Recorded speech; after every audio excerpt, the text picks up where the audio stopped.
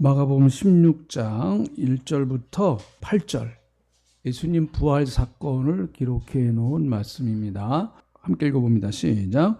안식일이 지남에 막달라 마리아와 야고보의 어머니 마리아와 또 살로메가 가서 예수께 바르기 위하여 향품을 사다 두었다가 안식 후 첫날 매우 일찍이 해도 들 때 그 무덤으로 가며 서로 말하되 누가 우리를 위하여 무덤문에서 돌을 굴려주려 하더니 눈을 들어본즉 벌써 돌이 굴려져 있는데 그 돌이 심히 크더라. 무덤에 들어서 흰옷을 입은 한 청년이 우편에 앉아 있는 것을 보고 놀라매 청년이 이르되 놀라지 말라. 너희가 십자가에 못 박히신 나사렛 예수를 찾는구나. 그가 살아나셨고 여기 계시지 아니하니라. 보라, 그를 두었던 곳이니라. 가서 그의 제자들과 베드로에게 이르기를 예수께서 너희보다 먼저 갈릴리로 가시나니 전에 너희에게 말씀하신 대로 너희가 거기서 배우리라 하라 하는지라. 여자들이 몹시 놀라 떨며 나와 무덤에서 도망하고 무서워하여 아무에게 아무 말도 하지 못하더라. 아멘. 오늘 우리 여전도의 마리아의 헌신 예배가 하나님께서 영광 받으시고 또 우리가 다시 한번 하나님을 향한 헌신 또 주님을 사랑하는 마음이 다시 새로워지는 그런 시간 되시기를 주님의 이름으로 축복합니다. 할렐루야. 네. 오늘 이 본문 말씀에 등장하는 여인이 몇 여인이 있습니다. 16장 1절 안식일이 지남에 막달라 마리아와 야고보의 어머니 마리아와 또 살로메가 예수님이 십자가에 못 박히셔서 무덤에 갇혀 있는 예수님께 향유를 발라드리기 위해서 2절에 보니까 안식 후 첫날 매우 일찍이 해도 질 때 무덤으로 갔다 이렇게 말하고 있습니다. 여기 나오는 그 세 여자 막달라 마리아, 야고보의 어머니 마리아, 또 살로메 참 귀한 여인들이죠.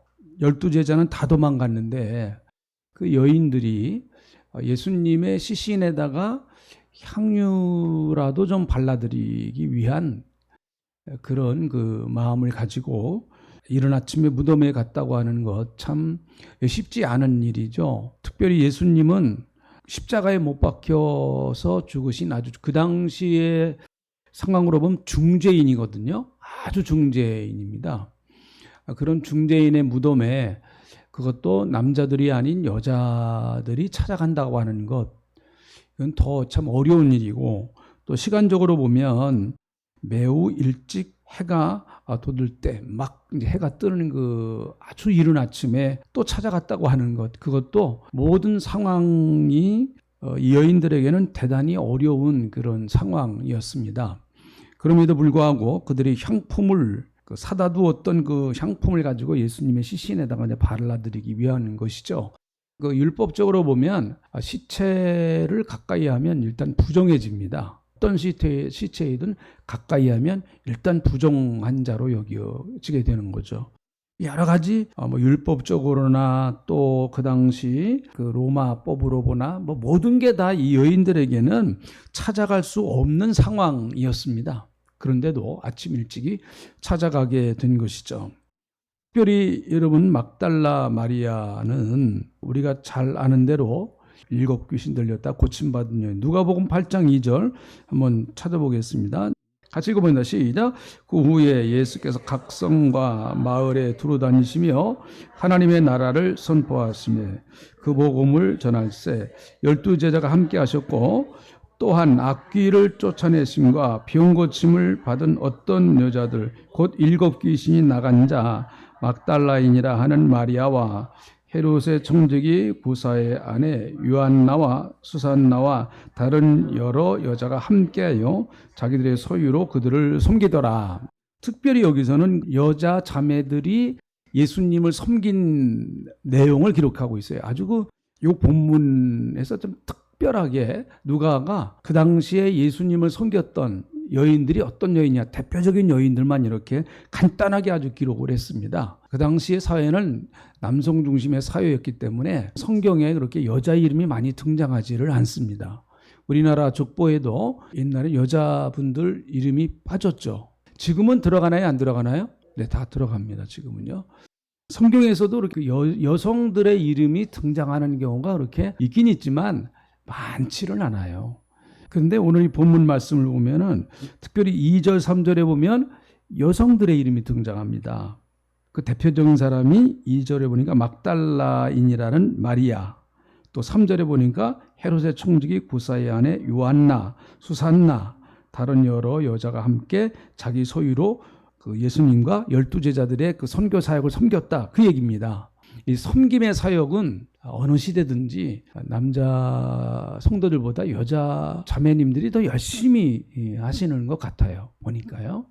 하나님께서 여자 성도님들에게는 그런 특별한 그 마음의 은혜를 주신 것 같아요. 더 열심히 주님을 섬기는 그런 마음. 그래서 어느 교회고 여선교회가 움직이지 않으면 교회는 돌아갈 수가 없죠. 남성교회가 아무리 큰 소리 쳐봤자 여선교회가 한 달만 파업하면 교회는 문 닫습니다. 문 닫아요. 우리 남전도고 아셔야 됩니다. 네. 그래서 뭐 여전도에서 좀 도움을 청하면 무조건 가서 도와주셔야 돼요. 그런데 2절에 보니까 막달라인 마리아, 막달라라는 말은 고향 이름이에요. 마리아의 고향 이름입니다. 막달라가 어디 있는가 하면은 갈릴리 북서쪽에 있는 마을입니다. 막달라라고 하는 마을이 성경에 그렇게 여러 번 자주 등장하지는 않습니다. 이 막달라는 염색업이나 또 직물업 이런 것들이 발달했던 지역이라고 그래요. 근데 이제 문제는 도덕적으로 굉장히 부패했던 지역 가운데 하나라고 합니다. 근데 이상하게요. 북쪽이 이스라엘 나라도 예수님 당시에 굉장히 도덕적으로 많이 부패했어요. 그것은 그럴 수밖에 없는 이유가 북쪽이 남쪽보다 살기가 훨씬 풍요로웠습니다. 갈릴리 해변을 중심으로 해서 거기는 땅도 비옥하고 그리고 또 토지도 굉장히 좋았어요. 지금 가도 마찬가지입니다. 지금 이스라엘 성지 순례 가도 남쪽으로 내려올수록 사람이 살기가 어렵고 북쪽으로 올라갈수록 사람이 살기가 더 좋습니다. 환경이 훨씬 더 좋아요. 특별히 갈릴리 지역은 아주 이스라엘 나라에서 가장 환경이 좋은 지역이죠. 이스라엘 나라 자체는 그 물이 참 귀한 지역이니까요. 근데 그 갈릴리에서 북서쪽으로 뭐 그렇게 멀리 떨어져 있는 지역도 아닙니다. 이 굉장히 도덕적으로 부패를 많이 했어요. 왜 그런가 하면은 북쪽이 남쪽보다 외국의 문물을 많이 받아들였습니다. 다른 나라와 국경을 맞대고 있는 지역이기 때문에 외국의 문물을 흡수하는데 굉장히 빨랐어요. 그러다 보니까 그게 좋은 면도 있는데 여러분 이게 좋은 면도 있어요. 예수님이 왜 갈릴리 지역에서 많은 제자들을 선택했을까? 여러 가지 이유가 있어요. 그 중에 하나가 학자들은 그렇게 봅니다. 갈릴리 지역에 있는 사람들은 외국 사람들하고 교제가 많았기 때문에 굉장히 남쪽에 있는 예루살렘이나 또 유다 지역에서 사는 사람들보다 굉장히 마음이 열려 있다는 거죠. 그래서 개방성을 갖고 있는 제자들을 그쪽에 살고 있는 사람들을 예수님이 12제자로 선택하셨다. 그것도 굉장히 의미 있는 얘기라고 봐요. 단일 민족이나 이렇게 지역적으로 딱 고립되어 있는 지역은 이 개방성을 갖기가 쉽지를 않습니다. 그러나 좀 문물이 활발하게 그 교류가 되고 하는 이제 이런 지역은 굉장히 좀 개방성이 강하죠. 근데 또 단점도 있죠. 여기 나오는 이것처럼 좀 도덕적으로 부패하기가 쉬워요. 외국 문명을 빨리빨리 받아들이니까 특별히 이스라엘 사람들은 아주 그 하나님을 경배하고 그 율법적으로 율법을 지키면서 살아야 될 사람들인데 갈릴리 지역은 그런 면에서 굉장히 좀 약한 지역이었었다는 거죠. 도덕적으로 부패하니까 성적으로도 대단히 타락하는 그런 지역이었습니다. 그러다가 보니까 여기 보니까 7 귀신, 영적으로 대단히 부패하니까요. 약한 영들의 역사가 강할 수밖에 없는 거죠. 부패한 곳은 마귀가 귀신이 역사하기 좋은 토양을 가지고 있는 거예요. 토양을 가지고 있습니다. 그래서 여러분 아무리 집안 청소를 깨끗이 해도 주방에 음식물이 썩은 것이 그냥 남아있으면 파리는 낍니다. 계속해서. 그것과 마찬가지로 그거 자체를 없애버려야 파리가 들키죠. 그것처럼 우리의 삶도 마찬가지라고 봅니다. 우리가 하나님 앞에서 정결하고 그리고 또 거룩한 삶을 살아야만 정결함과 거룩함이 능력이에요. 정결함과 거룩함이 맨날 죄지면서 하나님 능력 주세요. 그러면 능력이 나타날 수 없습니다. 그것은요. 거룩함이 능력이에요. 그래서 저와 여러분이 천국 구원받으려고 거룩하게 사는 것이 아니고 하나님의 백성이기 때문에 거룩하게 사는 거예요. 하나님 백성이니까. 어쨌든 이 막달라 마리아는 7 귀신 들렸었다. 귀신 한 마리하고도 이게 싸우기가 힘든데 7 마리하고 싸우려고 그러니까 얼마나 힘들겠어요? 이 막달라 마리아의 삶이 얼마나 참 힘들고 피곤했느냐 하는 것을 알 수 있겠죠. 참 고달프고 그의 인생이 정말 피곤하고 힘들었을 겁니다. 그런데 어떤 순간에 어떻게 예수님을 만났는지 모르지만 예수님을 만났어요. 예수님 만났습니다. 그래서 고침받게 됐어요. 예수님 만나서 고침받았습니다. 그래서 저와 여러분이 정말 예수님 만났다고 하는 것은 내 인생의 제일 큰 복이다. 늘 우리가 그렇게 믿고 있잖아요. 그래서 나는 복받은 사람이다. 할렐루야. 한번 따라합시다. 나는 복받은 사람이에요. 예수님을 알고 하나님을 알고 하나님 나라가 우리의 소망이니까 돈으로도 못 가요. 어디 나라요? 아유, 잘하시네요. 그래요. 근데 그렇게 돈을 좋아하세요? 돈으로 못 간다는데. 우리가 이 땅에 사는데 다 육신적으로 필요하지만은 그것만을 추구하면서 살아가는 삶은 정말 안타까운 삶이죠. 그것이 인생의 삶의 목적이 돼서는 안 되겠죠. 하나님이 주셨으면 주신 것만큼 감사하고 주신 것 안에서 우리가 감사함으로 또 잘 활용하면 하나님께서 더 주시면 또 더 주시는 대로 우리가 멋있게 주의 일을 감당하고 주시면 우리가 또 감사한 거죠. 우리도 필요하니까 주시면 감사하지만 그러나 우리는 비록 좀 부족해도 감사하면서 살아갈 수 있는 거예요. 우리에게 그런 힘이 있어요. 우리에게는요. 여러분도 그런 힘이 있으시죠? 네, 좀 없어도 우리가 감사하면서 또 만족하면서 살아갈 수 있는 그런 힘이 우리에게 있습니다. 하나님 주셨죠. 어쨌든 이 막달라 마리아가 예수님께로부터 이런 엄청난 은혜를 받았습니다. 그리고 예수 믿고 구원받아서 하나님의 자녀가 되었는데요. 하나님의 딸이 되었는데 그가 예수를 믿기 시작하면서 열심히 주님을 섬겼다라고 하는 것에 관한 대표적인 귀절이죠, 이게. 그래서 복음서를 보면은요, 여자분들의 이름이 기록되어 있는 말씀이 나오면은 대부분 누가 제일 먼저 나오는가? 막달라 마리아가 제일 먼저 나와요. 막달라 마리아의 이름이 거의 다 우선 등장합니다. 여기도 마찬가지죠. 막달라 마리아의 이름이 먼저 등장하죠. 근데 사회적으로 보면 여기 3절에 있는 이 여인들이 굉장히 힘을 쓸 수 있는 여인들이에요. 헤롯의 청지기 구사의 아내 요한나, 수산나, 헤롯의 청지기 구사의 아내. 그러니까 헤롯의 그 중요한 재산을 담당한다든지 이런 일을 하는 구사라는 사람의 아내란 말이죠. 이 사람이 예수를 믿었어요. 이 사람은 사회적으로 굉장히 높은 지위에 있는 사람이죠. 자매님이지만 어쨌든 자기 남편이 굉장히 고위직에 있는 사람이니까 이런 사람도 예수를 믿어서 잘 그들의 소유로 예수님을 섬겼고 제자들의 선교 사역을 섬겼다라는 거예요. 근데 막달라 마리아는 7 귀신 들렸던 여인이에요. 그리고 또 성경학자들은 이 막달라 마리아가 몸을 파는 창녀가 아니었을까 그렇게 많이들 얘기해요. 근데 그거에 대한 성경적인 근거는 확실하진 않아요. 어쨌든 사회적으로 보면 이 여인은 요한나 같은 사람보다는 훨씬 뒤로 밀려야 될 여인이란 말이죠. 그렇지만 사복음서 기자가 여인들의 이름을 기록할 때는 항상 막달라 마리아를 먼저 기록을 해요. 이것은 그만큼 교회 안에서는 사회적인 신분도 중요하지만은 교회가 어떤 영적인 계급이 있는 게 아닙니다. 그러나 얼마나 주님을 사랑하고 그리고 또 주님 앞에 얼마나 헌신했는가 하는 그것을 보면서 참 이분은 훌륭한 분이구나. 영적으로 훌륭한 분이구나. 이런 분들은 존경을 받아야지 해서 먼저 기록했다고 봐요. 이거는요. 계급적인 차원에서 먼저 기록한 게 아니고. 그러니까 막달라 마리아가 신앙적으로 보면 대단히 많은 사람들에게 선한 영향력을 끼쳤다라는 거죠. 그걸 볼 수가 있어요. 여러분, 이 인류 역사상 인류 역사를 볼 때 BC와 AD는 예수님을 중심으로 해서 나눠지잖아요. BC는 예수님 전, AD는 예수님 후. 그래서 지금 예수님 주후 지금 2024년 8월 오늘이 18일입니다. 그 예수님을 중심으로 해서 우리가 지금 역사를 계산하고 있는 거예요. 시간을 계산하고 있는 거예요. 예수님을 중심으로 해서. 이 주전, 그런 예수님 탄생하기 전, 그걸 말하는 거죠.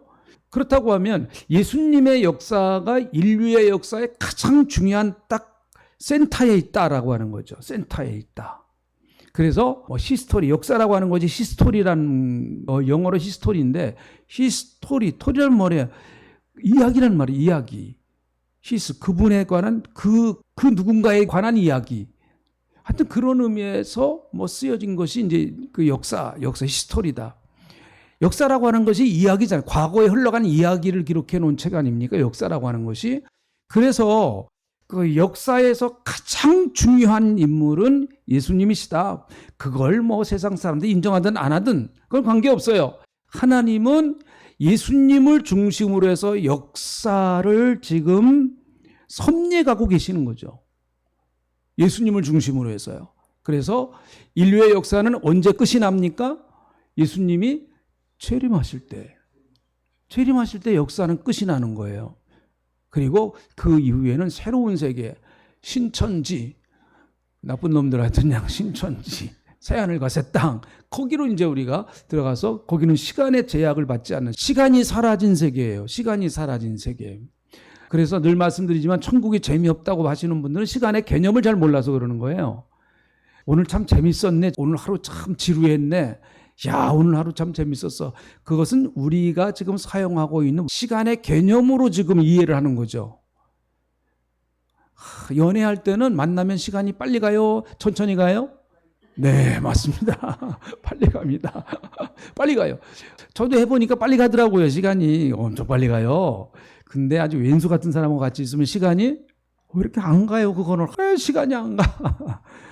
똑같은 24시간 시간인데 그 우리의 시간이라고 하는 개념 우리가 그렇게 이해를 하는 거예요. 시간이 달라진 게 아니고 우리가 이해하는 시간 또 우리가 느끼고 있는 시간의 개념이 그런 거예요.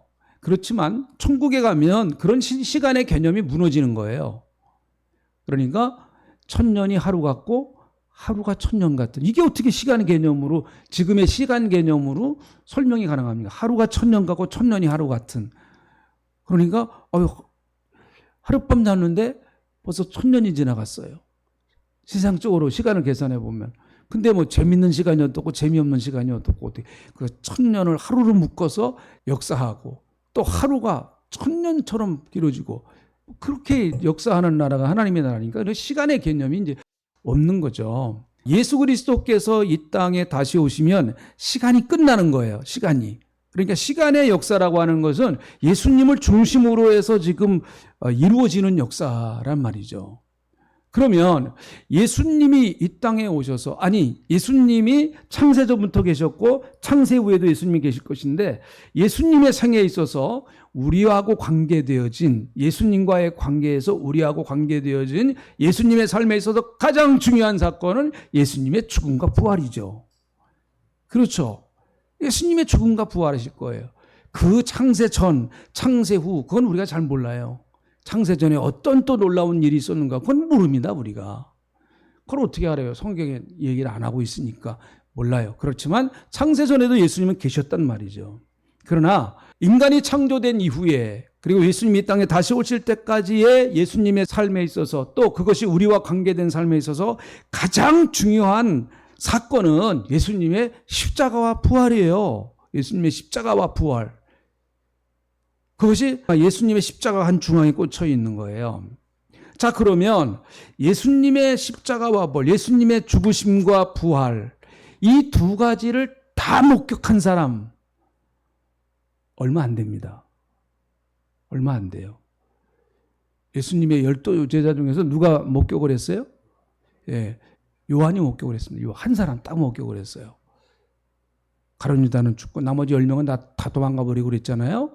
그렇게 3년 동안 예수님을 따라다녔던 12제자조차도 그 중에 한 사람, 사도 요한 한 사람은 딱 예수님의 죽으심과 부활을 함께 목격했는데 그 외에는 못했습니다. 그런데 예수님의 죽으심과 부활을 함께 목격한 대표적인 여인이 바로 막달라 마리아예요. 얼마나 이 여인의 참 이 여인이 복받은 여인인가. 그래서 천주교에서는 이 막달라 마리아를 성인으로 인정합니다. 성인으로. 하여튼 그 사람들은 조금만 저거 하면 성인이야 다. 여러분들도 거기 가서 예수 잘 믿으시고 뭐 하여튼 뭐가 좀 이렇게 업적을 남기면 여러분도 성인이 될 수가 있어요. 그 성인이 참 많아요. 그래서 혼자 기도하는 것보다 성인하고 같이 기도하는 게 좋다는 거죠. 그러니까 누구의 성인이 마리아 성인이시여 하면서 그렇게 그 의지를 하는 거예요. 내가 혼자 하는 것보다. 그분들은 공적을 많이 쌓아가지고 그 공적을 나눠줄 수 있다는 거죠. 그럼 우리는 아니죠. 우리는 내가 주님 앞에 나가는 거예요. 예수님을 의지하고 어느 성인을 의지하고 그러는 거 아닙니다. 아무리 우리 부모님 가운데 신앙생활 잘하셔서 돌아가시면 이제 끝이죠. 권사님 이름으로 기도합니다. 이러면 안 되잖아요. 우리는 그런 거 없어요. 오직 예수의 이름으로 할렐루야.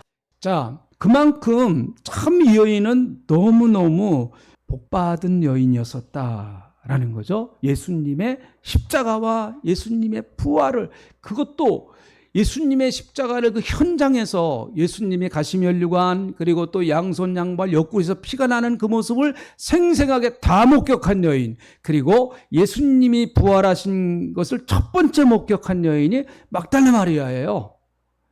야, 정말 아까 얘기한 것처럼 막달라 마리아는 무슨 그 당시 사회적인 신분이 높았던 것도 아니고, 그리고 그는 돈이 많은 부자도 아니고, 그리고 그가 도덕적으로 남보다 그렇게 우월하고 깨끗하게 살던 그런 사람도 아니었고, 그런데 예수 믿은 이후에 그의 삶은 완전히 변화되고 달라지고 오직 예수 그리스도만을 위해서 살아가는 그런 삶을 살았던 사람이다. 그래서 예수님에 대하여 아주 나쁘게 얘기하는 사람들, 예수님에 대해서 굉장히 나쁘게 공격하는 사람들, 그 사람들이 예수님의 부인이 막달라 마리아였었다는 거죠.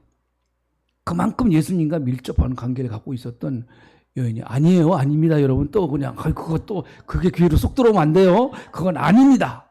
아니에요. 네, 그건 잊어버리셔요. 그런 걸. 그 예수님을 공격하는 그런 아주 이상한 사람들이 막 그런 얘기를 해요. 그것도 책으로 쓰고 막 그런 얘기를 합니다. 그만큼 막달라 마리아가 아주 예수님과 친밀한 관계를 가졌던 것은 사실이에요, 보니까. 그래서 요한복음 20장을 보면 예수님이 부활하시고 나셔서 막달라 마리아를 처음 만납니다. 그런데 그 막달라 마리아는 그분이 예수님인 줄 몰랐죠.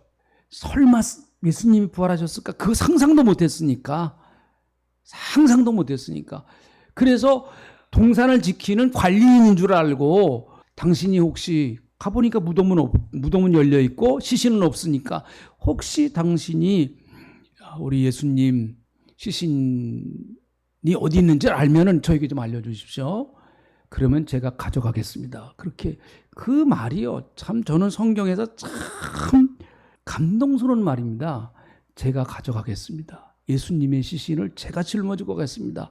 그 여성이 말이죠. 예수님은 그때 33살 아니십니까? 가장 왕성하셨던 분이시고, 그 시신을 자기가 지고라도 가겠습니다. 그 시신을 내게 좀 주십시오. 그렇게 그 얼마나 예수님을 사랑했으면 예수님의 시신을 자기가 그 시신을 지고 시신을 그래야 정말 그런 일은 없지만 짊어졌다고 합시다. 자기가 예수님의 시신을 어디로 갈 거예요?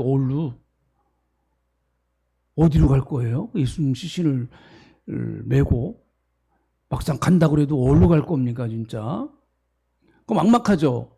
그럼 어쨌든 그런 생각을 할 마음도 없고 시간도 없어요. 예수님 당장 시신이 어떻게 됐나 그것이 궁금해가지고 알려주십시오. 내가 짊어지고 가겠습니다. 저는 성경에서 가장 아름다운 신앙 고백 가운데 하나라고 봐요. 정말 예수님을 뜨겁게 사랑하는 사람의 신앙 고백이다. 그래서 저는 우리 교회 마리아 회원들도 예수님의 몸이 교회잖아요. 교회가 상처받고 교회가 죽은 것 같이 힘들 때 제가 짊어지고 가겠습니다. 저 그런 사람이 남았으면 정말 좋겠어요. 마리아가 되시길 축원합니다. 그 마리아에게 예수님이 처음으로 부활하셔서 나타나신 거예요. 그러니까 이 마리아는 정말 예수님을 사랑했던 여인입니다. 그래서 누가복음 7장 30절부터 50절에 예수님의 몸에다가 향유를 부었던 그 여인, 성경에 두 여인이 나오거든요. 다른 여인이에요. 각각 다른 여인입니다. 누가복음 7장에 나오는 이 여인이 막달라 마리아다 아니다. 그것에 대한 논쟁은 지금까지 있어요. 어떤 학자는 막달라 마리아다. 어떤 학자는 아니다. 그건 정확하게 몰라요. 누구라고 정확하게 얘기를 안 해놨으니까. 정확히 모릅니다. 그러나 어쨌든 정말 예수님을 뜨겁게 사랑했던 것만큼은 사실이에요. 막달라 마리아가. 그래서 신앙은 뭐냐? 예수님 사랑하는 거고 하나님 사랑하는 거예요. 너희가 마음과 뜻과 정성을 다해서 주 여호와 너희의 하나님을 뭐하고? 사랑하고. 네, 사랑하고. 믿음은 사랑해요. 믿음과 사랑은 함께 가는 겁니다. 믿는 것만큼 사랑하고 사랑하는 것만큼 믿어요.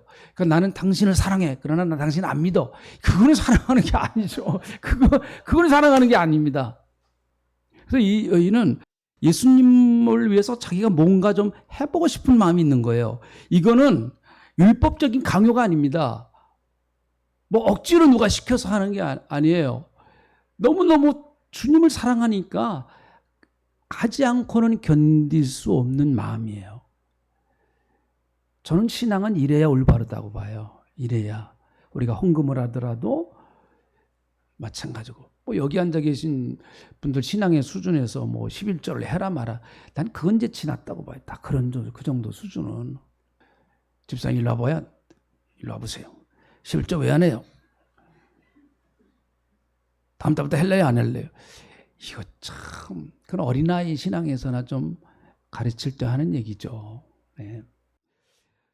여기 나오는 이 막달라 마리아는 주님을 사랑하는 그 하나를 가지고 그래서 주님 앞에 헌신하고 싶었고 그래서 주님 앞에 뭔가를 드리고 싶었고 그리고 주님 사랑하기 때문에 여러 가지 어려움을 다 이겨나가면서 주님 따라갔단 말이죠. 그래서 정말 우리가 하나님 앞에 기도해야 될 제목 가운데 하나가 예수님 나 정말 예수님 사랑하고 싶어요. 이 사랑 변치 않게 해주세요. 여러분 예수님을 3번 부인했던 베드로에게 예수님이 마지막 물어보신 거는 뭔가 하면 야 네가 날 사랑하냐? 그거 물어보신 거예요. 그거 물으시고 다시 그 사랑이 회복만 되면 그까지 3번 부인한 거 큰 문제 되는 거 아니야. 괜찮아. 3번 부인한 게 그게 대단하냐? 그건 이미 지나간 과거야. 그래서 네가 정말 날 사랑하니? 그럼 나를 사랑하면 내가 사랑하는 양을 먹이라는 거죠. 양을 치라는 거예요. 목사도 마찬가지입니다. 예수님 뜨겁게 사랑하면 성도들이 이뻐요. 성도들이 사랑스럽고. 근데 내가 예수님과의 관계가 이게 시원찮으면은요, 성도들도 미워질 수 있어요. 이건 다 마찬가지라고 봅니다. 예수님 사랑하는 사람이 어떻게 다른 사람을 미워합니까? 그럴 수는 없죠. 예수님, 나는 예수님 사랑해요. 근데 저놈의 인간은 못 사랑하겠어요. 그러나 이제 조금만 더 주님 뜨겁게 사랑하면 이제 사랑하게 됩니다. 이제 더 뜨겁게 주님 사랑하면요, 사랑하게 돼요. 그래서 뭔가 주님 앞에 감사하고 싶은 마음이 이 여인에게 있었던 거예요. 마리아는, 이 막달라 마리아도 예수님 따라다니면서 제가 볼 때는 그 무시도 많이 당하고 서름도 많이 당했을 것 같아요. 아유, 저 여자 귀신이 7개나 들어갔었대. 이렇게 하고. 그러나 그런 거 다 감수하면서 예수님 사랑하고 예수님이 나 사랑하는 거 그거 하나 딱 믿고 그는 끝까지 예수님의 부활의 자리까지 따라갔어요. 여러분도 우리 특별히 마리아 여전대가 이런 은혜가 꼭 임하셔서 예수님 사랑으로 예수님 나 사랑하는 거 변치 않습니다. 예수님 나 사랑하는 거 절대로 그분은 그렇게 헛되게 얘기하시는 분이 아니에요. 그리고 이렇게 함부로 사랑하고 또 사랑 안 하고 그런 분이 아니에요. 제가 늘 말씀드리잖아요. 예수님 나 포기 못 한다. 늘 말씀드리잖아요. 한번 따라 합시다. 예수님은 나를 포기 못 한다. 네, 포기 안 하세요. 포기 안 하십니다. 믿으시길 축원합니다. 기도하겠습니다. 하나님, 우리 마리아에 하나님께서 이렇게 복 주신 것 감사를 드립니다. 마리아를 통해서 지금까지 영광 받으셨사오니 앞으로도 변함없이 하나님의 크신 사랑과 은총과 풍성하심이 넘치는 마리아가 되게 하나님이 역사하시며 도와주시기를 원합니다.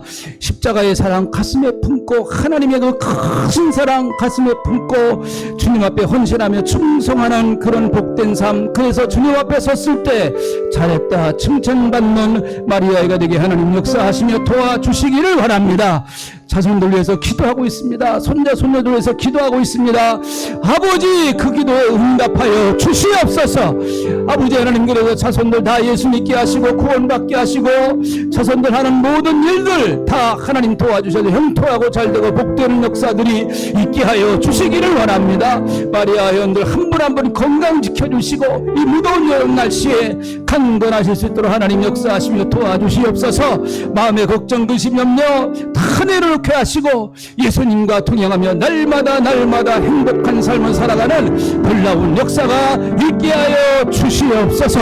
감사합니다. 우리 회장님 기억하여 주시고 잘 마리아를 이끌어갈 수 있도록 하나님 회장님에게 능력을 토하여 주시옵소서.